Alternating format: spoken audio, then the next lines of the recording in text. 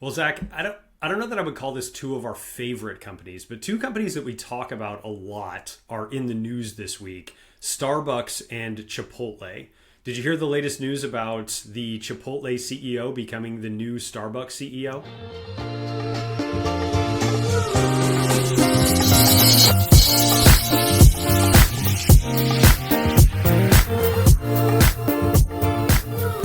Gabe, I did hear the news, and I can't wait to go to Starbucks and get a breakfast burrito or some new Chipotle foods that they bring in. But I thought that was an interesting headline today. I thought it was really interesting too. And obviously, the Starbucks CEO has been under a lot of pressure. We've talked about this in previous episodes, which is why we wanted to talk about it today as well. With the change that Starbucks has gone through to be very mobile focused, a huge percentage of their revenue and their orders are coming through the mobile app now. And it's really been a big shift in their business model. So it's going to be interesting to see with new CEO coming in, Chipotle CEO specifically, what they're able to drive. I think it's going to be good. Certainly the market reacted in a very positive way. I saw their stock was way up today. Yeah, not financial advice, but I think it was up 20% last I checked.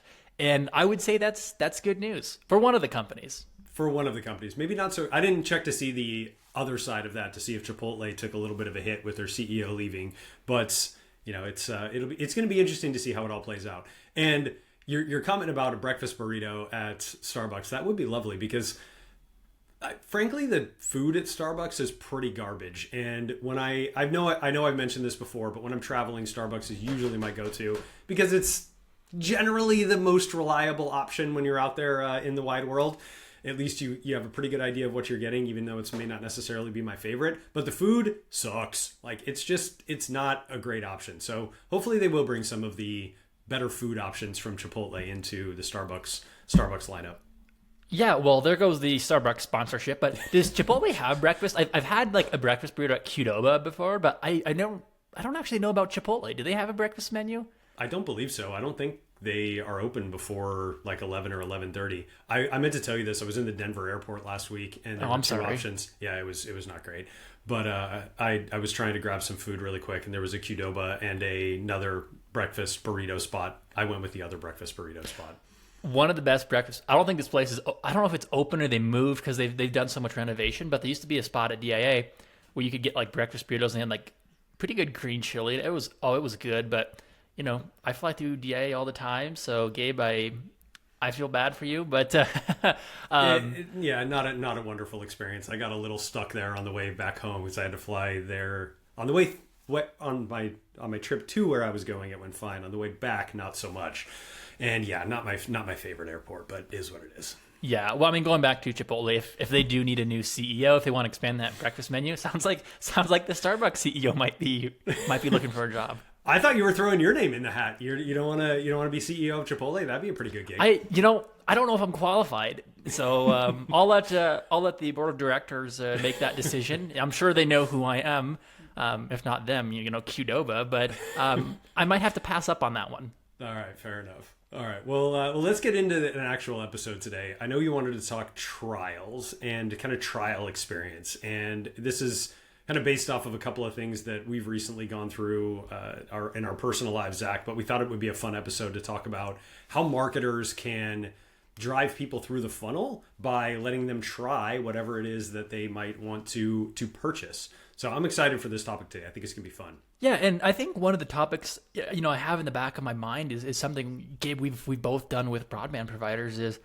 the free trial of broadband. So I think as we talk through some of these, call them best practices today, tips and tricks, keep in mind, how does this relate to broadband? How can I, as a broadband service provider, take advantage of some of these free trials? Because I think there's a lot that can be done there. But let's kick it off here, Gabe, with what you should be doing in your trial. And number one, simple and flexible. So this is something I see all the time on websites, and it's when you sign up for a free trial, what's your credit card? Because we're going to automatically start billing you and add these additional barriers here. So remove those barriers to entry if you can. Don't have that credit card requirement. I do think you're going to get more signups and potentially, as we talk through some of these other talking points, more conversions from removing that barrier as well. Yeah, I agree, and this is. Zach and I talk about this all the time, but this is certainly an area where you probably want to do some testing. But I would agree with you that removing those barriers to entry, making it easier for people to get into the purchase process without having to give a credit card is going to be a huge uplift in actually getting people to try your product. I see this all the time. When I go out and look at, SaaS products specifically, you immediately get hit with the please give us your credit card. And it's, for me, an immediate turnoff. Like, I'm going to go actively search out other options that don't make me do that. And then, hey, if I try the product and I like it, and if it delivers on the value that it's actually supposed to deliver for me, great. Then I'll happily give you my money. But until then, I'm not just going to give you my credit card to let you automatically start charging me. So I think that's a really good one to call out.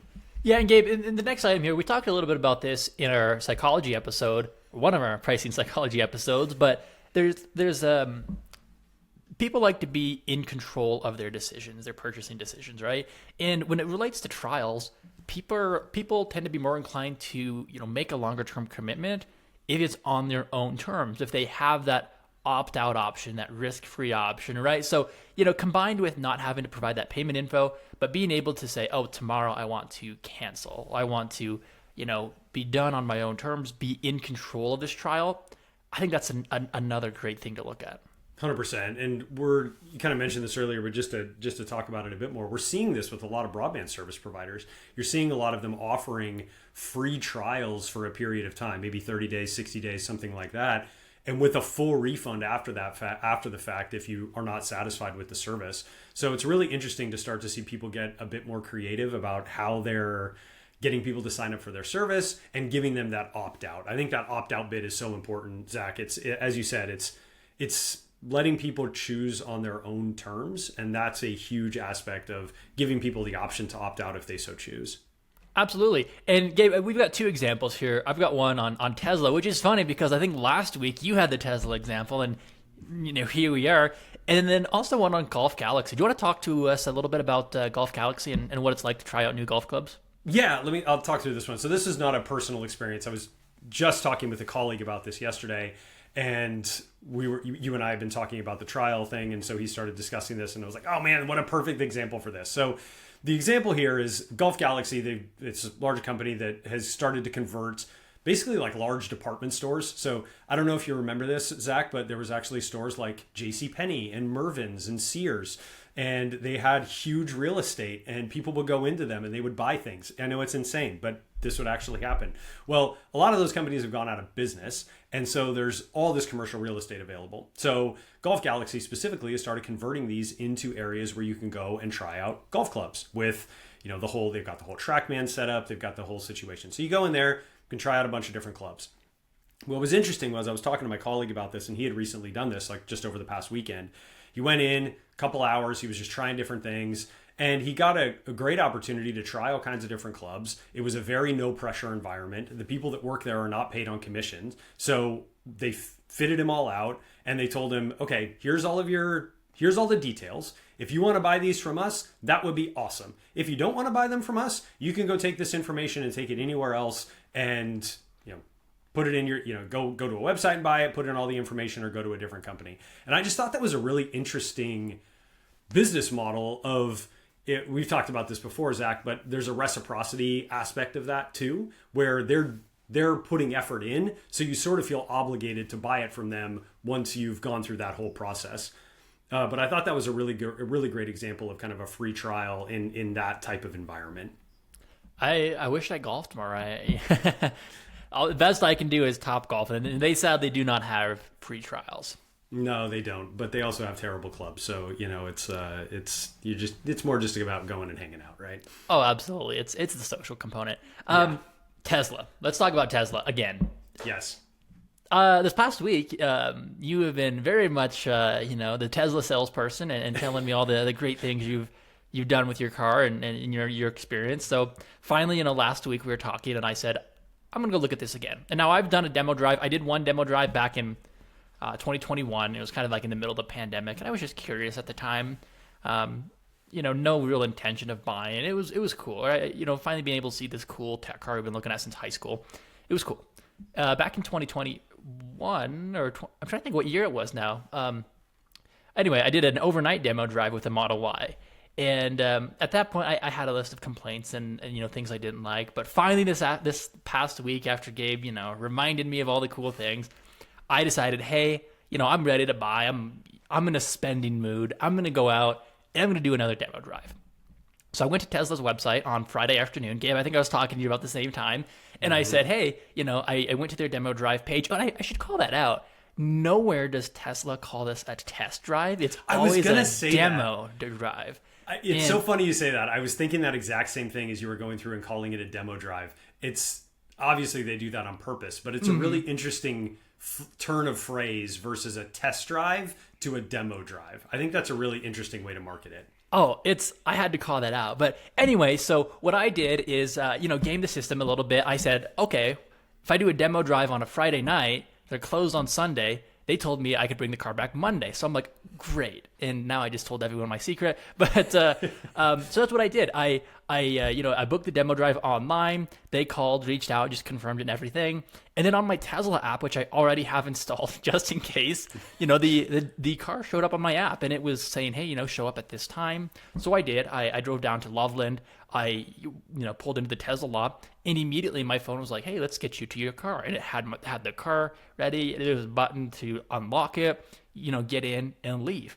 Now, I did stay and talk to the people at Tesla a little bit, just asking some questions and thoughts I had. But that was the demo drive experience. I came in, the app was already linked to the car. I had the key, and I could just drive off. And that was one of my neighbors. He asked me, he's like, so they just gave you the keys and you drove off? And I said, well, no, they already had it on my phone. Like, I didn't even take the keys. We were ready to go. But the experience itself, outside of, the product quality, which sadly disappointed, was phenomenal. And now when I think of Gabe, we talked about the dealership experiences last week, or even when I bought my Toyota, that was a positive experience. But being able to just show up on the lot, find the demo vehicle with my app and leave. And then when I'm on YouTube, watching Tesla videos, that's how they sell them too. You go to I don't want to say Tesla dealership, the Tesla shop, you find the car that you just bought online with your app and you leave. So I think everything from that experience, the tech behind it, Gabe, I told you was phenomenal. I was very impressed with the tech, build quality, ride quality, less so. But the entire experience of doing this trial with Tesla, I would buy one today if I didn't have the build quality complaints. I told you that, driving home, halfway home, I was like, I'm buying one, right? Yeah. But then by the time I got home, I was like, I don't know. Well, it goes back to the kind of heading for this part of the podcast, Zach, which was simple and flexible. So they provided a very simple and flexible experience for you to go in, do it when you wanted. You didn't have to, if we think about the traditional test drive experience of having to go in, talk to a salesperson, do all of that crap. Nobody likes doing that. And so they've used the technology to make it very simple and flexible for you to do that. I don't know what the close rate is on those overnight test drives, but I'm willing to bet it is exceedingly high. And I am also willing to bet that you are probably in the minority of people that take it home and don't keep it. And this is a follow-up. So, this test drive was this weekend. Since then, I had one phone call this morning from Tesla. They said, hey, how was it? And I said, it was great, but these are my two concerns around the build quality, the ride quality, right? And that was the end of the conversation. There was no, well, you should try this, you should do this. There was no upsell, cross-sell, hey, we disagree, try to get you in this sell. What happened next was, hey, the Model Y is due for a redesign here in the next few months. That may change your mind. And I told them on the phone, I said, if you could address these two complaints, I'm sold. Like, you have me sold. But I don't want to be uncomfortable when I'm driving, 10 hours down the road or whatever that may be. So address those complaints, and of course it's not up to them. Someone at Tesla needs to listen to my feedback.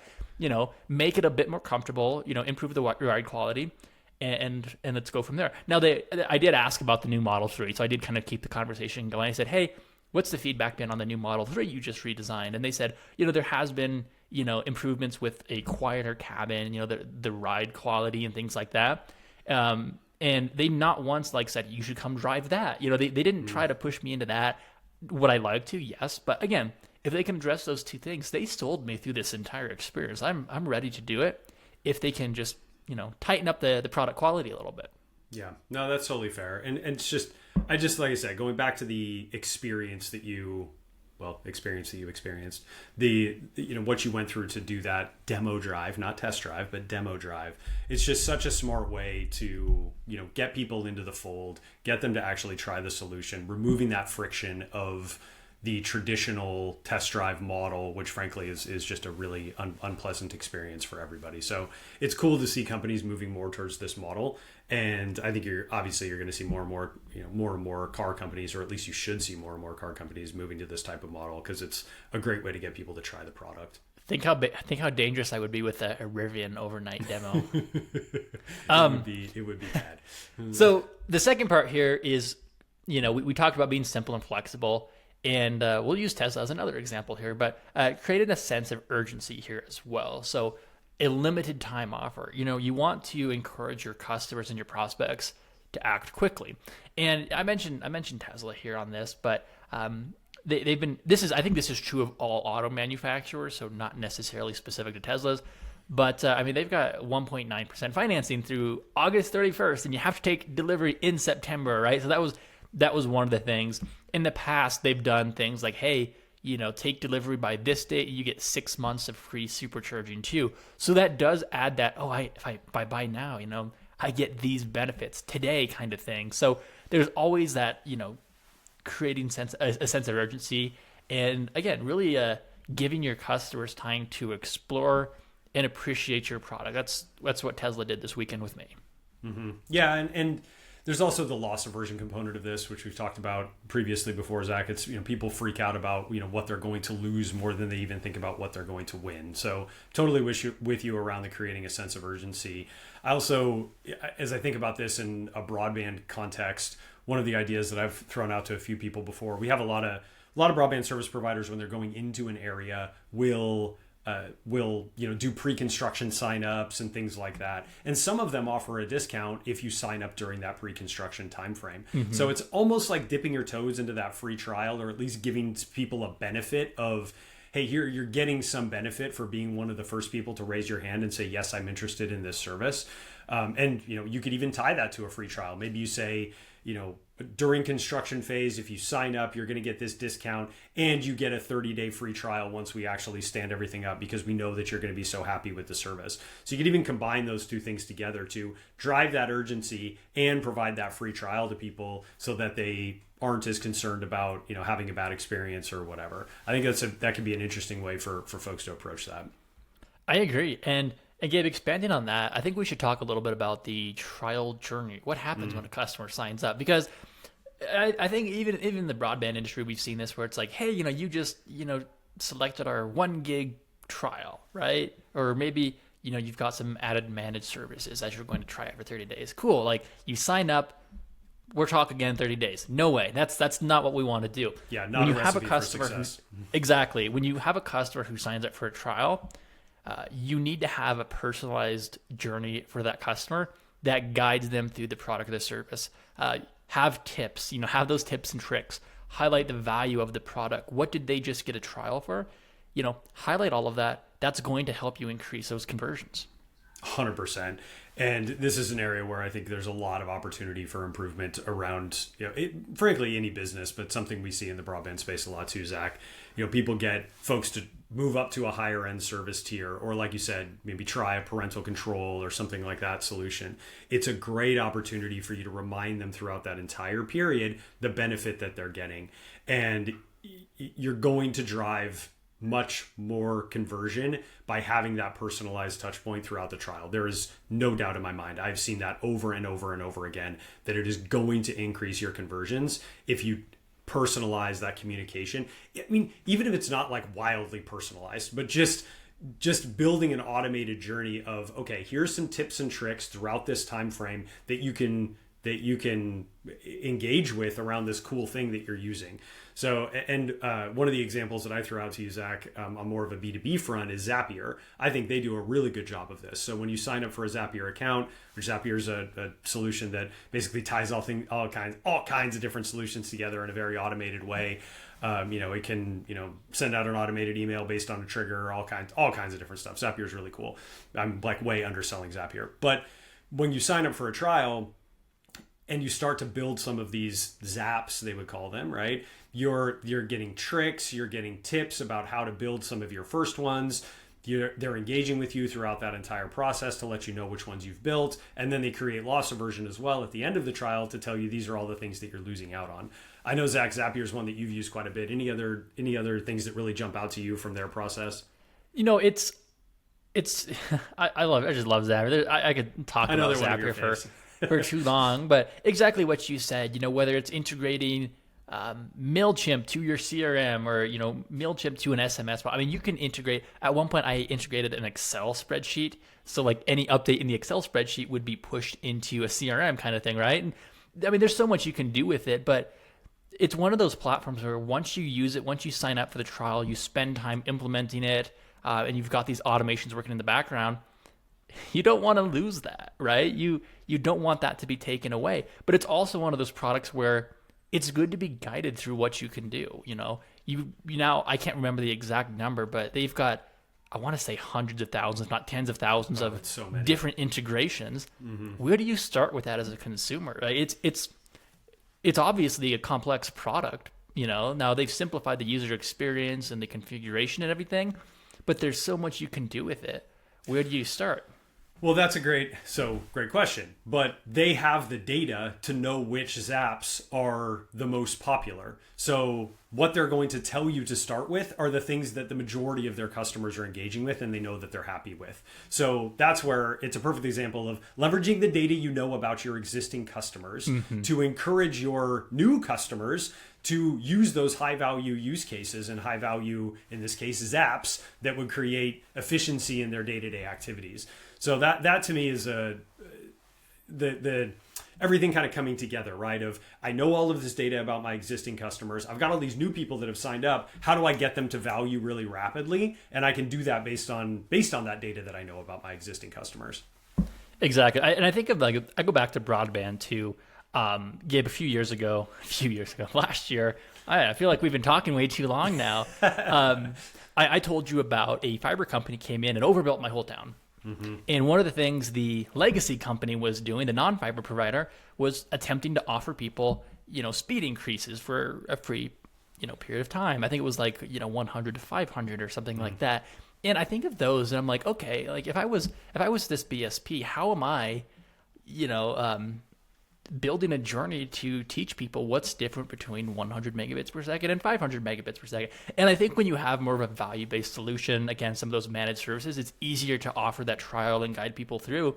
But again, even as we're talking broadband, how do you take something non-tangible and show people the benefits or show people how to use this solution? I've talked to you, Gabe, on that BSP, when I would upload these podcast episodes, it would, 5 o'clock at night, I'd hit upload and maybe by 7, I could click the save button. It would be done uploading. Whereas now it's, by the time I close Chrome, it's already uploaded. It takes just a couple minutes. So, I mean, that's one use case I've seen where, I'm very much noticing these non-tangible items or these differences. But I think it's important with broadband as well to think about how do we, show consumers and show prospects the value of this trial. Yeah, absolutely. And you're right. It is a little bit more difficult in something like that, like a speed upgrade. But again, you can look at the data of what that person's experience is and potentially communicate that out to them. Definitely want to do it in a non-creepy way, but there's a great opportunity for you to communicate that out by looking at the data and understanding the experience that the customer is having. Absolutely. Which leads us right into another one of my favorites, and that's social proof. Gabe, we've talked about social proof on this channel in the past, having the testimonials on your website, the Google reviews page up. But when you do trials, even without the trials, encourage your customers to share their experiences. Yeah. Whether that's on social media, Google reviews, your web, wherever that may be. People like tangible results. Gabe, we have talked so much about I saw this review on Amazon and it made me buy this product, or I saw this review at Costco. Like, I'm the same person. If I see very positive reviews, I'm more inclined to buy that product or engage with that business. Whereas if I see a negative review, I'm like, I might look somewhere else, right? So I think when you do trials, really showcasing that social proof is going to help you drive conversions as well.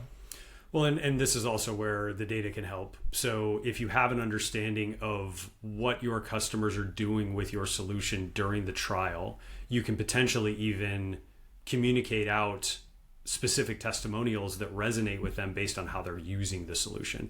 And this is where you can use AI tools, things like that, to do natural language processing and analyze your reviews in a very efficient way to have a much better understanding of, okay, this customer is using this thing. I see that there's 15 other customers that have used it and talked really positively about it. Let me push that content out to them.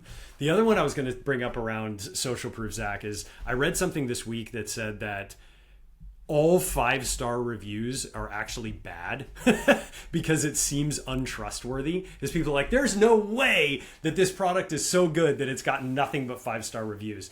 I thought that was really interesting, and it's something that I've heard before anecdotally, and then I was reading some about it this week, and apparently there's been studies that show that actually having a couple of bad reviews and knocking that 5-star score down a little bit is actually beneficial, which seems so counterintuitive. Do you remember that meme, Gabe? It's probably been a year since I've sent it to you, but it was like, the Amazon page, and it was like, 5-star reviews, like 20 reviews, but then it was like 3.8 star reviews, 1,000 reviews, and everyone's like 3.8. That's the one you trust. 100%. And I do see that a lot when you're searching through things on Amazon. There's going to be situations where you see a lot of that, where it's 5-star reviews or maybe 4.8, 4.9, but it's a very small number. I'm much more apt to go with the one that's even slightly lower if it has many more reviews. So that's a perfect example of that. It seems weird that we would encourage people to, get negative reviews, but in some ways it actually may be better to have a more realistic view of what reviews look like. So anyway, I just thought that was really interesting. I just read that yesterday. Well, let's objectively talk about this though. Is there such thing as a 5-star business, a 5-star product, 5-star service? I'd say realistically, no. There's always going to be some complaint or something about your product and service that maybe didn't meet someone's needs, or whatever that may have been. But again, that social proof is still valuable, right? That real honest experience. That going back to Tesla, I said I didn't think the ride comfort, the seat quality was very good, and everyone I've talked to has said, oh, I don't have that issue. I'm like, okay, well, I went to Reddit and I found 20 other people that do, but to me, I'm like that was my that was ultimately the decision factor I had was I don't want this because of this. That was my 4.5 star out of 5 review kind of thing, right? Like there's always going to be situations like that. I mentioned going to Reddit.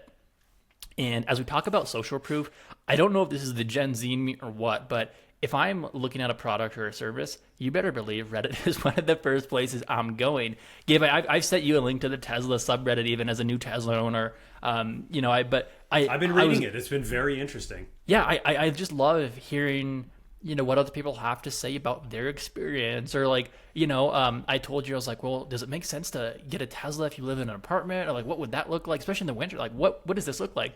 First place I go is to Tesla to see what other people's experiences are. So as we talk about social proof, I don't know how many people are using Reddit for these same decisions, but I highly recommend, looking at your product and brand on Reddit to see what other people are saying about it. Mm-hmm. No, it's a great call out. I think more and more. I mean, I'm a relatively new Reddit user, and it's been really interesting to go out there and see the conversations that are happening. And for the most part, they're generally pretty helpful. I mean, it's the internet, so obviously people are going to say some wild off-the-wall stuff too.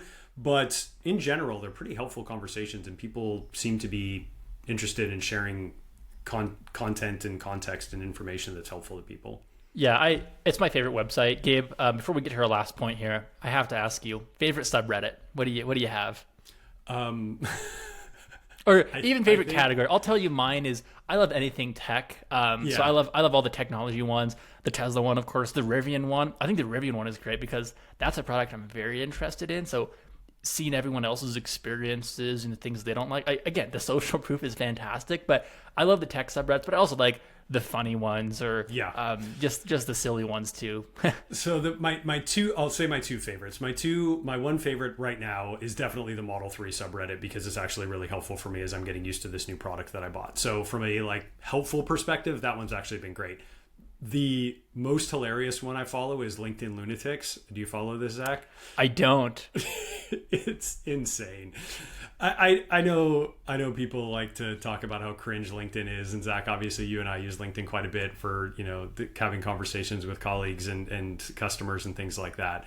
And I really like LinkedIn. I think it's a great platform to learn and, engage with other people that are in your industry. But people put some wild stuff on there, and the LinkedIn Lunatics subreddit is pretty hilarious.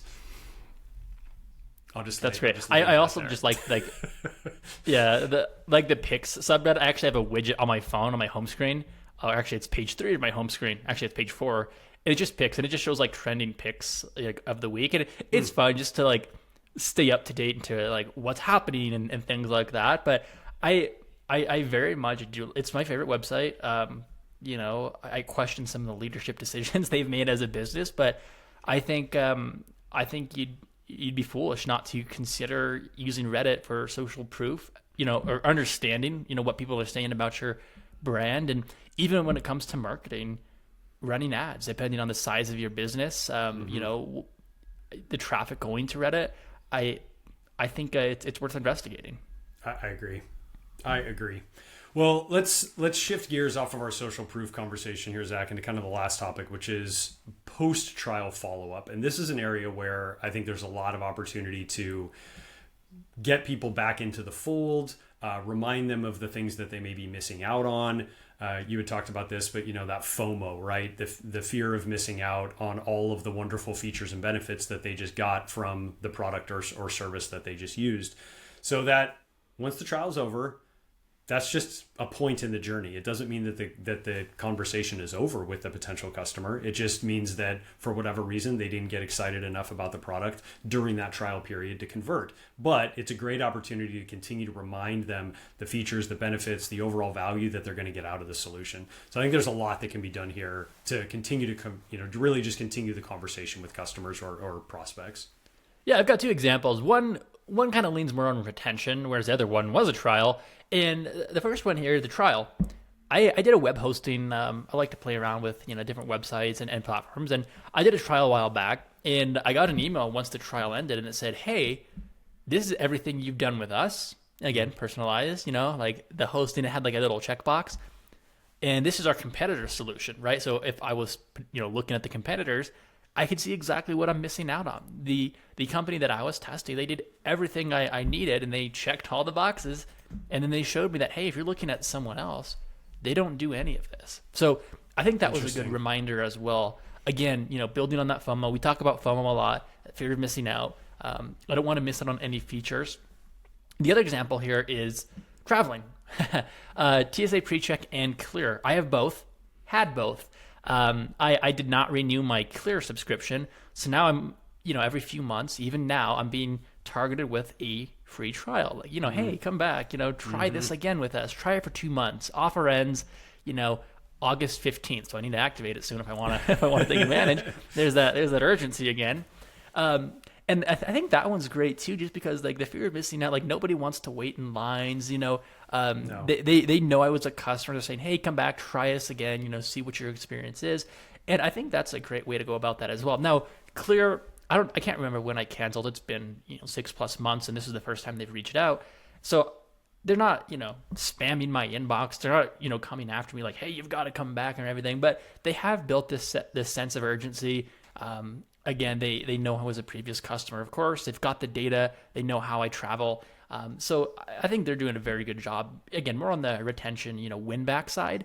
But again, offering that trial, setting an end date, and just having the, hey, with Clear, you get all of these great features that, again, nobody wants to be stuck in a TSA line. No, it sucks. I've signed up for Clear, and I have TSA PreCheck too, and it is quite nice just being able to roll through the line. Especially, I fly out of San Francisco a lot, and it's a very busy airport, and being able to just roll through is Oh, it's so nice not having to sweat that. So, but I wonder too if, like in the case of Clear, if they're looking at how frequently you traveled, how many times you went through the Clear line. Are you also, like how much were you using that service? And then they're timing that outreach based on how frequently you used it. So, if you were somebody who was using it weekly, I'll bet they would have reached out to you a lot sooner, whereas somebody who's using it less frequently. And, that again goes back to I feel like I talk about this all the time, Zach, but, using that data, about your, in this case, previous customers to understand when might be that good time. How can I time this around when it's going to be a good time for them to actually get back into the platform? And I think that's exactly what's happening right now. I will say that, without going into too much detail, but fall traveling is, when I initially signed up for Clear, right? To your point, my best Clear experience was in the Salt Lake City airport, the new one. And I feel like the new one that's been around for 5 years now. But I was in that security line for 20 seconds. I didn't stop. There was no standing. There was no waiting. You were scanned and then walk straight through. Very good experience. I tell that Clear story to everyone. There was no waiting at all. But again, going back to the data, Gabe, we talk about using data all the time. And if you don't have data today, well, why don't you? What do you need to do to collect it? We talked about zero-party data, starting with that, or even with the Meta Pixel. There's so many free ways to collect data and free tools you can use. But I think having that data-driven approach, knowing how often someone uses your service, how they use your service. Gabe, we work in broadband, and there's, thousands of data points we could talk through now. But going back to the Clear case, knowing who their customer is and how they engage with that product and service is a great way to personalize not only the future communications on that customer journey, but in my case, that trial. What does it look like? What kind of trial can we offer this customer to bring them back? Yep. And I want to just make a quick mention about something around data that you said there, Zach. And you're right. There are tons of different ways to gather data, whether it's zero-party data, whether it's asking your customers for information. Data is never going to be perfect. I was working on a presentation last week that I gave, and one of the things that really jumped out to me as I was preparing for that presentation is let's say you have 95% complete data, and you've worked to get to that point. Maybe you only even have 80 or 85%. That last percentage to get you to 100% is going to be a tremendous amount of work. Probably double or triple the amount of work that you did to get to that 80, 85, 90%. It's so important to understand that perfection is typically not doable when we're talking about leveraging data, and that you're never going to have perfect information for every customer and prospect. But ignoring the 80, 85, 90% is insane to me. Like, why are we not taking advantage of the information that we do have to help drive our business forward for just the lack of information and complete information on the other 5 or 10%? That's something that I really see a lot of businesses struggle with, and I don't think it can be discussed enough. Gabe, you know me. I think we're both very data-driven marketers. We've done a few episodes now. Definitely go back and check out that episode on zero-party data. But that is all the time we have today. So thank you for tuning into Buffering. And if you enjoyed this episode, don't forget to give us a follow on your favorite podcast app and to share it with your friends and colleagues. And for more information and updates, be sure to connect with Gabe and I on LinkedIn.